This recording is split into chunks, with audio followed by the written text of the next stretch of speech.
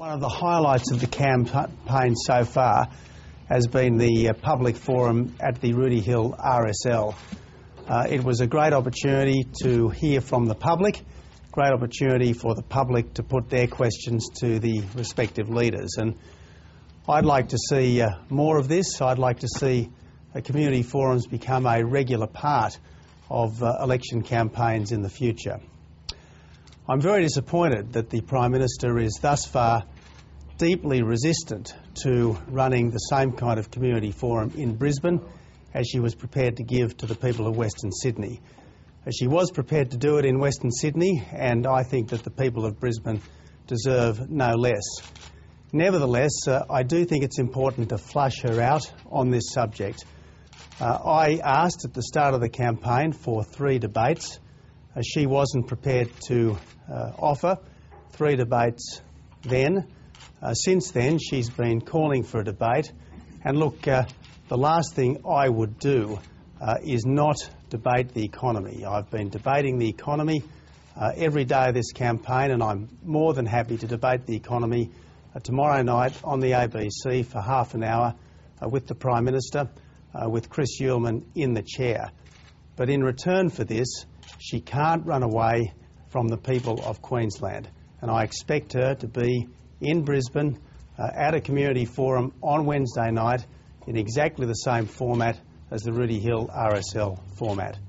So there's my challenge to the Prime Minister. Let's debate, just her, just me, with Chris Uhlmann in the middle tomorrow night, and then on Wednesday night she should face up to the people.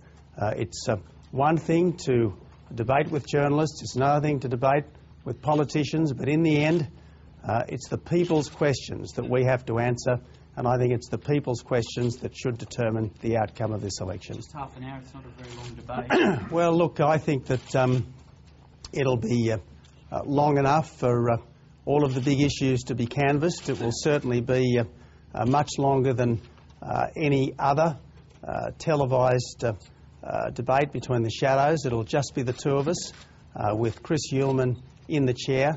And as I said, I think it's very important that she should face up to the people of Queensland. I can understand why she's reluctant to face up to the people of Queensland, because the Labor brand is toxic in Queensland. The treatment of Kevin Rudd is still rankling with the people of Queensland, and the mining tax is obviously unsettling the people of Queensland.